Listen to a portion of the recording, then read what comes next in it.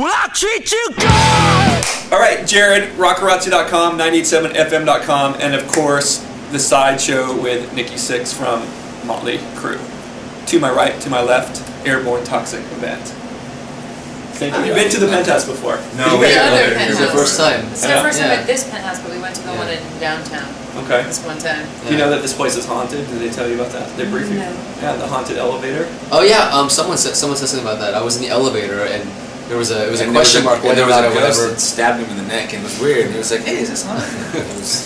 It's very rickety. You don't know if you're gonna make it to your destination. Right. So, yeah. Well, this place was also the inspiration for the Haunted Mansion in Disneyland. Right, which is where I was going to go, but I don't need to go there anymore. It's also the inspiration for the Fresh Prince of Bel-Air, as you can see from the graffiti. What kind of writer are you, Miguel? Are you the guy that wakes up in the middle of the night and the lightning hits you and you're like, it's there, there's a hit song?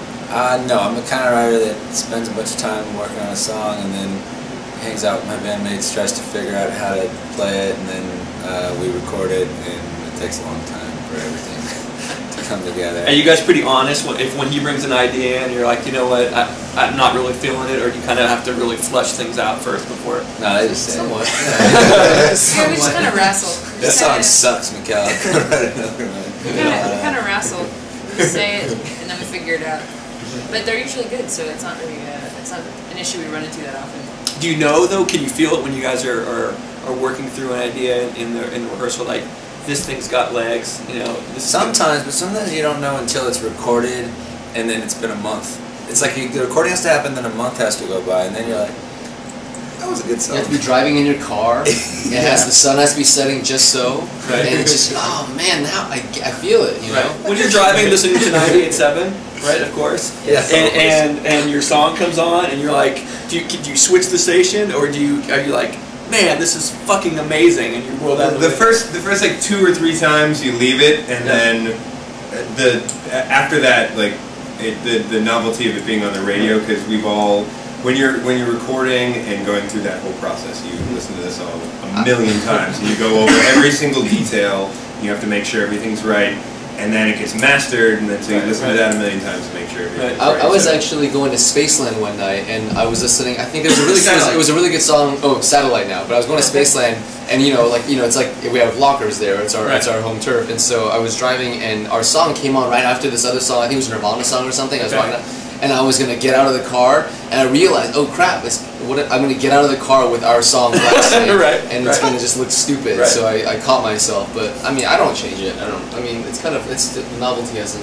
I'm in like a permanent state of denial. Well, when I'm driving, it's 1966. I don't care.